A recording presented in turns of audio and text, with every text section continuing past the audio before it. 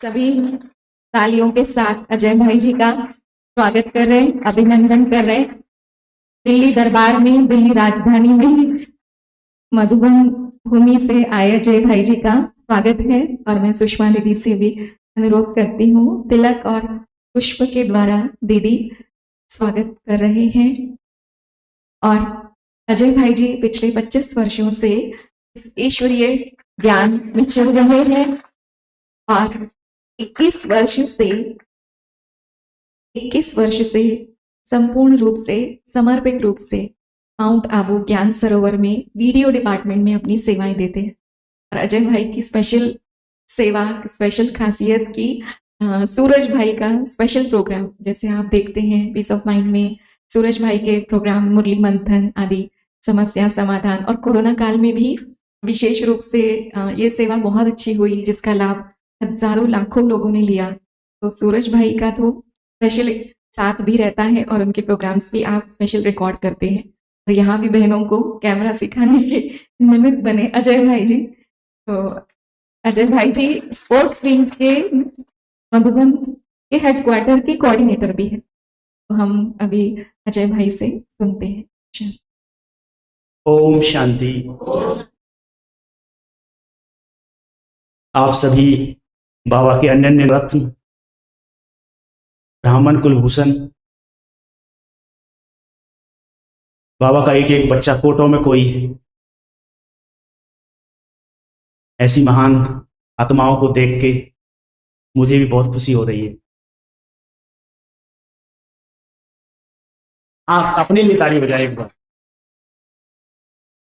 पश्चिम बिहार से मेरा बहुत समय से अचानक ही ऐसा संबंध बना।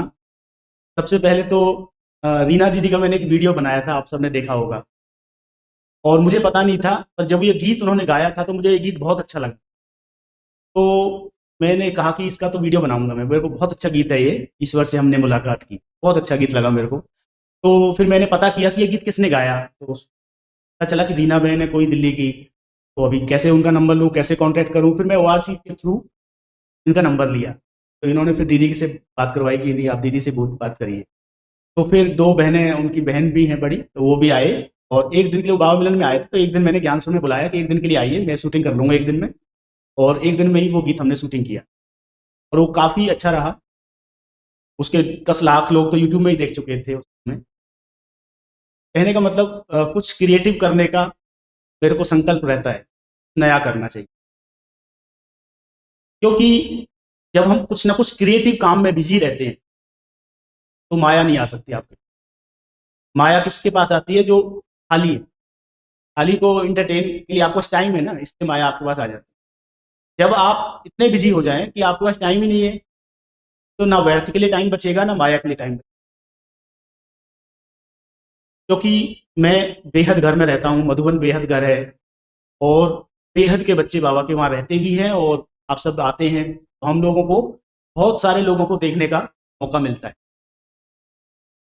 लेकिन जब हम जीवन में कोई लक्ष्य बना लेते हैं तो फिर हम अपने लक्ष्य पर फोकस्ड होते हैं कि हमें क्या करना लाइफ में।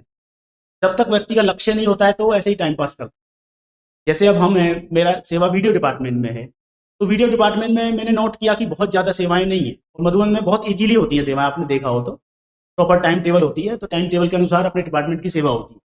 तो कोई बहुत ज़्यादा बिजी है ऐसा नहीं कह सकते। तो मेरे पास थोड़ा टाइम बचता था, मैंने सोचा कि इसमें क्या किया जाए, क्योंकि दुनिया में तो पार्ट टाइम जॉब करते हैं ना, एक जॉब से नहीं गुजारा होता है ना। तो संगम युग भी कमाई का युग है, तो समझ लिया ना हमने, ये पूरे 84 जन्मों की कमाई करनी है तो अभी करनी है, चाहे उसमें आप तन से करो, चाहे मन से करो, चाहे धन से करो।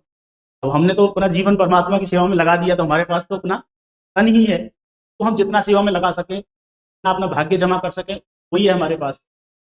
तो उस समय मैं, क्योंकि वीडियो में सेवा है, तो भाई जी जब भी बाप दादा आते थे तो उसके नेक्स्ट डे मुरली का रिवीजन करवाते थे सूरज भाई जी, और मैं तो सामने बैठता ही था। तो बैठे बैठे मेरे को विचार आया, क्यों ना हम भाई जी से रोज की मुरली का चिंतन करवाया जाए। और उसको यूट्यूब, उस समय जियो ये सब चला था, उस समय, उससे पहले तो नेट भी नहीं होता था हमारे पास, लेकिन उस समय जियो आया था, तो हमने सोचा कि नेट भी होता है हमारे पास तो हम कर सकते हैं अपलोड वगैरह। तो हमने भाई जी से बात की, भाई जी ऐसे हमारा विचार है कि अब रोज की मुरली अगर थोड़ा चिंतन करके दें और हम एक दिन पहले ही उसको यूट्यूब पे डाल दें तो बहुत सारी बहनें भी सुनेंगी उसको, तो उनको भी नेक्स्ट डे मुरली में क्या पॉइंट्स हैं वो थोड़ा हाईलाइट बुद्धि में आ जाएंगे पॉइंट, और भाई बहनों के लिए अच्छा रहेगा। तो भाई जी हमारे बहुत ईजी हैं, आप सब जानते हैं सूरज भाई जी। और उससे पहले मैं कभी भी भाई जी से इतना क्लोज नहीं गया था, क्योंकि सब अपनी अपनी सेवाओं में रहते हैं और मेरा नेचर भी नहीं है मैं अननेसेसरी किसी के पास ऐसे ही ओम शांति करूं, मेरा नेचर ऐसा नहीं है। मैं जब काम होता है तभी किसी से बात करता हूँ, नहीं तो नहीं करता। तो हालांकि भाई जी और मैं साथ में मुरली सुनते थे, क्योंकि मेरा कैमरा जैसे ये है उसके साथ में मैं बैठता हूँ कैमरे पर, उसके नेक्स्ट भाई जी बैठते थे, हम सालों से साथ ही मुरली सुनते थे सूरज भाई जी हम। तो ये मेरा एक सौभाग्य भी रहा है, वीडियो डिपार्टमेंट में सेवा के बहाने मुझे बड़ों के साथ बैठने का मौका मिलता है। जो हारमोनी हॉल है ऊपर का बड़ा हॉल, वहां पर जहां मैं बैठता हूँ उसके बाद बहनों की लाइन शुरू होती है, बड़ी बहनें पहले सोफा पे, जब दीदी विदेशी सीजन होता था तो कोई कभी जयंती दीदी वहां बैठती थी, कभी निर्मला दीदी वहां बैठती है। आप सोचिए कितना बड़ा सौभाग्य, मैं अंदर अंदर खुश होता था वहां बैठते।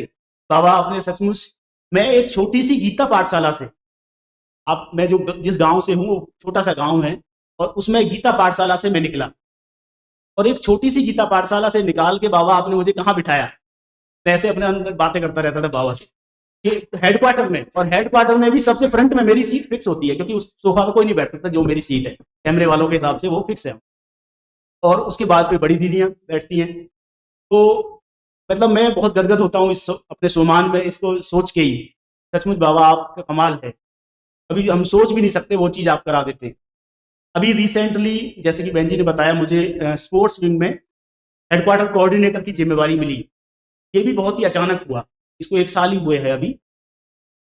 मैं जगबीर भाई जो हमारे अभी नेशनल कोऑर्डिनेटर हैं, तो उनके साथ काफ़ी सालों से मैं हेल्प करता था उनको, क्योंकि मेरी नेचर है मेरी जो कला विशेषता है वो जितना हो सके यूज़ हो, तो जैसे कि वीडियो की है या जो भी वो कुछ काम बताते थे वो हेल्प करता था। तो उन्होंने मेरा नेचर देखा, और शशि दीदी जी जो हमारी विंग की सीनियर वाइस चेयरपर्सन है, उनके भी कई बार वीडियो वगैरह बनाने का मौका मिला था। 2019 में उन्होंने भोपाल भी हमें भेजा था एज ए स्पीकर वहाँ पर एक प्रोग्राम के लिए, तो उनके भी कॉन्टैक्ट में मैं था, उन्होंने भी मेरे नेचर को देखा। जगबीर भाई ने तो काफ़ी क्लोजली देखा कि मेरी कोई अपेक्षा नहीं थी, केवल मैं निस्वार्थ भाव से सहयोग कर रहा था उनको। मैं इसलिए भी कर रहा था क्योंकि हम दोनों एक ही सेंटर के हैं, एक ही सेंटर के हैं, तो हमारे बड़े भाई हैं, मैं उस भाव से कि तो हेल्प करना चाहिए, वो अकेले हैं विंग में, और मैं चाहता हूँ बाबा की विंग, विंग तो बाबा की है ना, कोई भी विंग हो तो वो विंग आगे बढ़े, और उसमें मेरा क्या योगदान हो सकता है मैं वो योगदान दूँ। तो फिर मैं अपने हिसाब से उनका यूट्यूब चैनल मैंने बनाया, उसमें बहुत सारे वीडियोज डाले जो उनके पड़े हुए थे पुराने, उनको एडिट करके उनको डाला, और उनके ऑफिस का जो भी काम था वो सब करना शुरू किया धीरे धीरे। तो अभी जब कुछ पदोन्नति की बात आई तो जगबीर भाई को नेशनल कोऑर्डिनेटर बनाया, फिर मधुबन कोऑर्डिनेटर कौन बने इसमें के लिए वो आया कि किसको बनाया जाए, तो उसमें एक तो मोहन भाई हमारे ट्रांसपोर्ट में है शांतिवन, वो काफ़ी सालों से वो भी स्पोर्ट्स में जुड़े हुए हैं, तो एक तो उनका नाम आया, और दूसरा कंप्यूटर वर्क के हिसाब से, ऑफिस वर्क के हिसाब से मेरे को इसमें ये जिम्मेवारी मिली। और जब ये मिली तो मुझे पता नहीं था, मेरे को जगीर भाई ये कहते थे कि आपको वर्किंग कमेटी कोई बनाएंगे उसमें डालेंगे। भाई जी उससे मुझे कोई फर्क नहीं है कि कमेटी में डालो या ना डालो, मुझे तो जो मैं सेवा आपको हेल्प कर सकता हूँ वो करता रहूंगा। लेकिन अचानक ही वो फोन करके मेरे को बोलते हैं कि भाई मुबारक हो, आपको मधुबन कोऑर्डिनेटर बना दिया है। मैं सोचा कि ऐसी मजाक कर रहे हैं, मैं भाई जी के पास था, शूटिंग कर रहा था उस समय सूरज भाई जी की, और उस समय फ़ोन आया, तो मैं सोचा ऐसी मजाक कर रहे हैं, लेकिन बाद में उन्होंने बताया कि नहीं रियली वो हमने सब बड़ों से बात हो गई है और ऐसे से आपको ये जिम्मेवारी है। तो मैं थोड़ा सा टेंशन में आया कि मैं तो पहले से इतना बिजी हूँ, क्योंकि अपने एक तो डिपार्टमेंट है हमारा वीडियो डिपार्टमेंट, के अलावा अपना सूरज भाई का हमारा प्रोजेक्ट है पूरा, हमने अभी 2 लाख करीब सब्सक्राइबर भी उनके हो चुके हैं, और हमने 4.5 साल तो मुरली चिंतन चलाया, आप सबने देखा होगा पीस ऑफ माइंड में भी आता था। अब उसकी अभी भी डिमांड बहुत लोग करते रहते हैं कि नहीं वो क्यों बंद किया आपने। तो 4.5 साल आप सोचिए, उस समय भाई जी को भी कितनी मेहनत करनी पड़ी, कई बार बीमार भी होते हैं ना, एज भी काफ़ी है भाई साहब की, लेकिन फिर भी वो टाइम निकाल के रिकॉर्डिंग करवाना, और वही सेम सिचुएशन हमारे साथ होती थी, हम भी कभी बीमार हैं कुछ है, लेकिन हमें करना ही पड़ेगा, शूटिंग भी करना, एडिटिंग करना, भेजना टाइम पे, सब चीज़ें होती थी। तो वो सेवा बाबा ने कराई, और उसके अलावा हमने बहुत सारे वीडियो बनाए, आप राजयोगी बीके सूरज के नाम से जो चैनल है उस पर जाएंगे तो आपको पता चलेगा, बहुत सारे लॉकडाउन में हमने बहुत सारे वीडियो बनाए। कहने का भाव ये है कि जितना मैं अपने आप को बिजी रखता हूँ और नया कुछ सीखने को मेरे को मिलता है, और सीखने का मैं एम रखता हूँ, उतना मैं व्यर्थ से मुक्त रहता हूँ। और अब तो मैंने बहुत ज़्यादा अपने आप को इस चीज़ से मतलब ये कर लिया है कि किसी से एक्स्ट्रा बात ही नहीं करनी, केवल अपने काम से काम।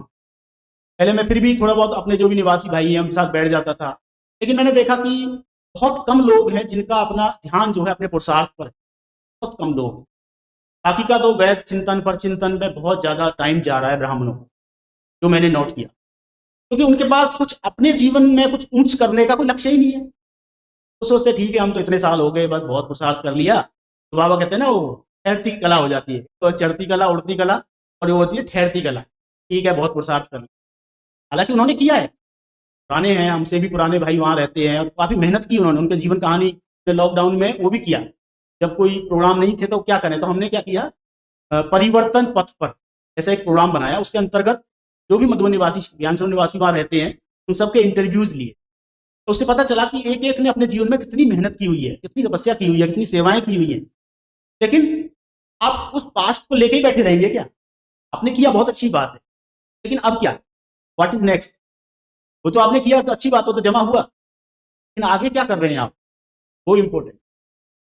क्योंकि हम उसी पे नहीं ठहर सकते ना कि जो हो गया बस इतना कर लिया, हम नहीं, लगातार हमारा उमंग उत्साह बना रहे। वो तब होगा जब हम मुरली पर एक तो ध्यान से मुरली को सुनते हैं, क्योंकि हमारे 4 सब्जेक्ट है, आप सब जानते हैं। कौन कौन से, कौन बताएंगे? होशियार स्टूडेंट कौन है आप में से? सभी होशियार है तो सभी बता दीजिए। पहला ज्ञान, योग, धारणा, सेवा। पहला ज्ञान क्यों बताया गया? पहला सब्जेक्ट ज्ञान ही क्यों बताया गया? जी, ज्ञान होगा तो धारणा। ज्ञान है बीज, ज्ञान है फाउंडेशन। जैसा बीज बोएंगे वैसे ही तो फल आएगा। तो वो जो ज्ञान रोज आप ध्यान से सुन रहे हैं, और मेरा तो जैसे मैंने कहा ना, एक सौभाग्य कह लो और जबरदस्ती भी कह लो कि मुझे सबसे आगे बैठना ही है। पीछे बैठ के तो आप थोड़ा नींद भी कर सकते हैं, लेकिन आगे बैठ के तो नींद भी नहीं कर सकते आप। और क्योंकि हम तो कैमरे पे रहते हैं, हमें अलर्ट रहना होता है, और मिक्सिंग होती है, 2 कैमरे लगते हैं, तो कभी दीदी खांस रही है या कुछ भी पानी पी रहे हैं तो उस समय हमें ऑडियंस दिखाना है, तुरंत हमें मतलब एक्टिव रहना पड़ता है वहां पर। आप नींद नहीं कर सकते। एक सौभाग्य है कि मुरली को हमें ध्यान से सुनने के लिए सौभाग्य मिला हुआ। तो जितना हम इस ज्ञान को अच्छे से सुनते हैं, तो ये जब अंदर जाएगा तो अपना काम करेगा। तो कोई दवाई लेते हैं तो दवाई काम करती है ना अंदर, ये ज्ञान है दवाई। तो ये अंदर जाती है, बुद्धि में जाती है, तो ये काम करेगी। तो इसकी निशानी क्या है? ये नजदीक है आत्मा में, सब इसके नजदीक है आंखें, तो हमारी दृष्टि परिवर्तन हो। उसके नीचे क्या है? हमारा मुख, अर्थात हमारे बोल में परिवर्तन आएगा। अगर ज्ञान सुन रहे हैं, हमारी दृष्टि में परिवर्तन नहीं आ रहा, हमारे बोल में परिवर्तन नहीं आ रहा है, इसका मतलब कहीं ना कहीं हमारा ज्ञान ठीक से हजम नहीं हो पा रहा हमें। कई बार डाइजेशन ठीक नहीं होता है ना, तो हम खाना तो खाते रहते हैं पर शरीर में लगता नहीं है। इसी तरह ज्ञान हम सुन रहे हैं रोज, लेकिन जीवन में नहीं आ रहा है। हमारा जो परिवर्तन होना चाहिए वो नहीं आ रहा है, जो खुशी हमें मिलनी चाहिए वो नहीं मिल रही। कहीं ना कहीं वो ज्ञान हजम नहीं हो रहा। हजम क्यों नहीं हो रहा है? कि हम खा तो बहुत रहे हैं, अर्थात सूरज भाई जी की क्लास सुन लो, मुरली सुन लो, ये सुन लो, वो सुन लो। आजकल तो बहुत सारे यूट्यूब पे इतने सारे क्लासेस पड़े हुए हैं, मधुबन से लाइव आ रहा है, कोई ना कोई प्रोग्राम आता ही रहता है। अब हम सुन तो बहुत कुछ रहे हैं, लेकिन हजम कितना हो रहा है? हजम का मतलब है का मनन चिंतन कितना किया, जिसको बाबा कहते हैं उगारना। गाय घास खाती है, उसके बाद उगारती है ना। ज्ञान तो बहुत है, लेकिन ज्ञान को अपना कब बनेगा?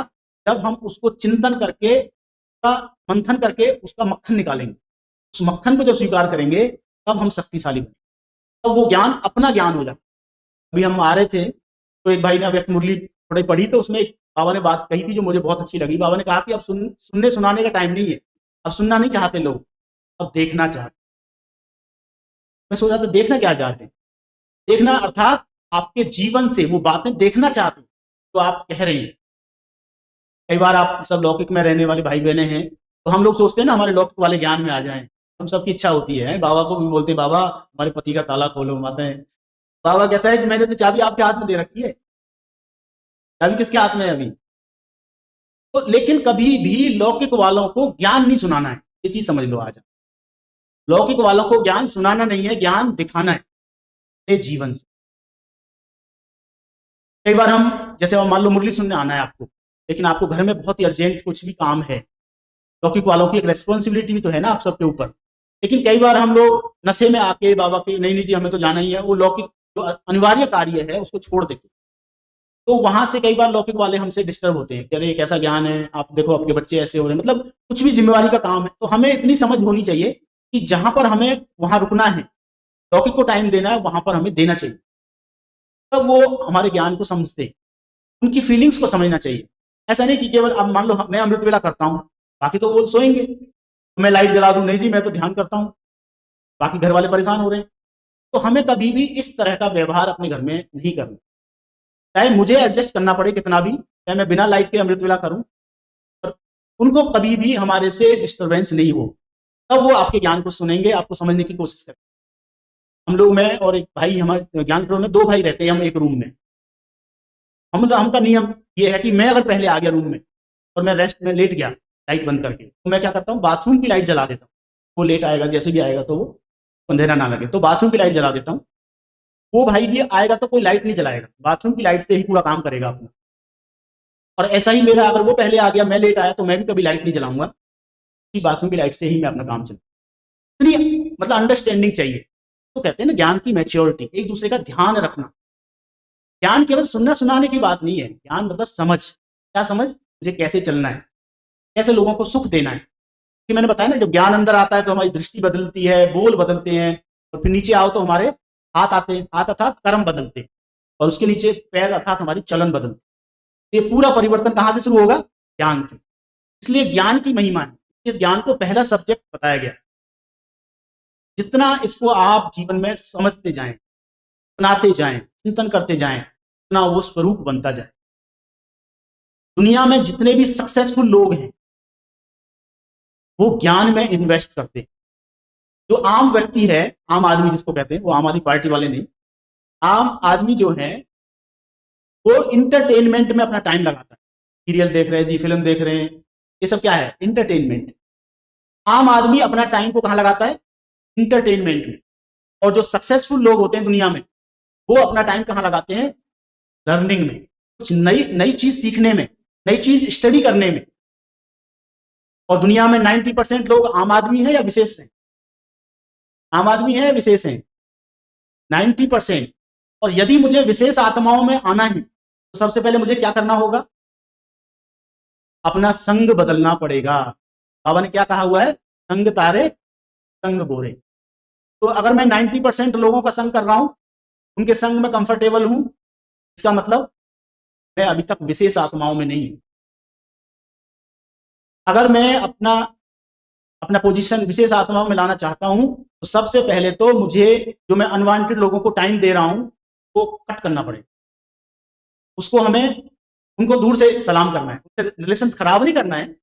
आपने समझ लिया ना वो किस कैटेगरी का पुरुषार्थी है, इसलिए उनको उतना ही टाइम देना है। अच्छे पुरुषार्थियों का संग, लेकिन अच्छे पुरुषार्थी वैसे टाइम नहीं देंगे आपको, इसलिए अपना टाइम स्टडी में लगाएं, जितना हो सके सेल्फ स्टडी में लगाएं। क्योंकि ये समय ऐसा है कि आप पूरे 84 जन्मों की अपनी प्रारब्ध बना सकते हैं इस संगम। ये कोई छोटी बात नहीं है, इतनी बड़ी अपॉर्चुनिटी हम सबको मिली हुई है, केवल उसको समझने की बात। और कई जो योग करते हैं तो वो, तो आज भी बाबा ने कहा यथार्थ योग और कोई जानता ही नहीं है, तुम बच्चे ही जानते हो यथार्थ योग क्या है। तो यथार्थ योग को भी समझना बहुत जरूरी है। कई कहते जी हम 1 सेकंड में परमधाम में पहुंच जाएं, मैं आत्मा हूं, मैं परमधाम में हूं, और दूसरे सेकंड ही फिर नीचे भी आ जाते हैं। ऐसा होता है? 1 सेकंड में परमधाम में पहुंचने की बहुत जल्दी रहती है ना हमें, मैं आत्मा हूं, भ्रकुटी में हूं और मैं बस परमधाम में हूं, बहुत जल्दी करते हैं। अभी भी जब तक आप स्वयं की जो देही मानी स्थिति है उसको पक्का नहीं करेंगे, तब तक आप परमधाम में लंबे समय नहीं टिक सकते।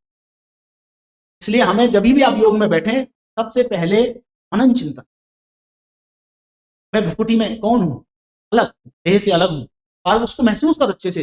योग केवल परमधाम में ही नहीं है, ये भी योग ही है। आप अपने आप को अलग महसूस कर रहे हैं, देह से न्यारा हूं मैं। अपने गुण विशेषताओं को याद करें, बाबा ने इतने सारे स्वमान याद दिलाए हैं हमें, उनको याद करें, तो फिर नशा चढ़ेगा। तो नशा चढ़ेगा तो मन हल्का हो जाएगा, लाइट हो जाएगा, और फिर उड़ेगा। जब तक नशा नहीं चढ़ा है तब तक आप परमधाम में जाएंगे, टिक नहीं सकते। नशा बुद्धि को स्थिर करता है, जब तक नशा नहीं है तो बुद्धि स्थिर नहीं हो सकती। दुनिया में भी तो नशा जो करते हैं वो किस लिए करते हैं? उनकी बुद्धि हलचल में है, कोई समस्या को लेके, कोई बात को लेके, इसलिए नशा कर लेते हैं, तो बुद्धि उनकी स्थिर हो जाती है। वो तो स्थूल नशा है। बाबा ने हमें कैसा नशा दिया हुआ है? अविनाशी नशा है, उनका तो उतर जाता है, दूसरे दिन तो बुरी हालत होती है उनकी। लेकिन हमारा नशा ऐसा है, एक बार चढ़ गया तो उतर नहीं सकता, केवल हमें वो रिवाइज करना है। स्मृति में लाते ही वो नशा चढ़ जाना चाहिए, मैं कौन हूँ। मैं जब ज्ञान में आया, ऐसी मुझे परमात्मा जब ज्ञान पता चला कि भाई आप आत्मा हैं, तो मुझे पहले तो बहुत, बाबा जो कहते हैं ना आश्चर्यवत सुनंती, मुझे बड़ा आश्चर्य लगा, मैं आत्मा हूँ, मैं अजय नहीं हूँ, मैं आत्मा हूँ। मतलब ऐसे मैं अपने आप से बात कर रहा हूँ। और मुझे किसी और ने कोर्स नहीं कराया था, कोर्स की किताब मुझे मिल गई थी, तो मैंने खुद ही पढ़ ली वो, एक जगह बैठ के 2 बार, तब शुरू से एंड तक 1 बार, और इतनी अच्छी लग रही थी उसको फिर से शुरू से एंड तक दोबारा, एक ही जगह बैठ के सेम डे, और मेरा 95% कोर्स कंप्लीट। क्योंकि नेचुरल सारा तो उसमें लिखा हुआ है ना कि आप आत्मा है, मन बुद्धि संस्कार है, ये शरीर क्या है, गाड़ी है, सब लिखा हुआ था, हमने पढ़ लिया अच्छे से, और बड़ा अच्छा लग रहा था। परमात्मा ज्योति बिंदु है, हाँ ये तो सही बात है, तो देवता अलग है, भगवान तो एक है, तो सारी चीजें क्लियर होती चली गई, पढ़ता गया, तो मेरा सारा कोर्स उसी दिन हो गया। तो कहने मतलब ये तो खैर बाबा की ये होता है कि पिछले जन्म के जो पिछले कल्प का जो स्मृति होती है वो आ जाती है बाबा के बच्चों को, किसी की जल्दी आ जाती है, किसी को थोड़ा टाइम लगता हो। तो कहने का भाव ये कि अब ये समय जो भी हमें मिला हुआ है, बचा हुआ है, कि बहुत गई थोड़ी रही, और थोड़ी की भी बहुत थोड़ी है। इस समय में अगर अभी भी हम अलर्ट हो गए तो अभी भी हम बहुत कुछ पा सकते, नहीं तो इतना सारा टाइम तो चला ही गया। मैं देखता हूँ इतने साल हमने भी बहुत सारा गफलत में टाइम वेस्ट किया, लेकिन अब कुछ सालों से मुझे स्मृति आ गई है कि मुझे अपना टाइम कहाँ, तो अब वो चीज भी मैं देख रहा हूँ, तो बाबा फिर यूज भी कर रहा है, बाबा नई नई जिम्मेवारी भी दे रहा है, क्योंकि जैसे आप योग्य बनाते हैं अपने आप को, तो बाबा तैयार बैठा है आपको यूज करने के लिए। ऑफर करो बाबा को, बाबा मुझे यूज करो, बाबा यूज करेंगे, आप पूरे बेहद की स्टेज पे यूज करेंगे। इसलिए मैं ज्यादा समय नहीं लूंगा टाइम को, हाँ जी, तो इसलिए बहुत समय नहीं लेंगे आपका, और कभी फिर बाबा मौका दिलाएगा तो अच्छे से बातें करेंगे आपसे। और मुझे बहुत खुशी हुई, थैंक यू दीदी का चांस दिया यहाँ आने का। ओम शनि।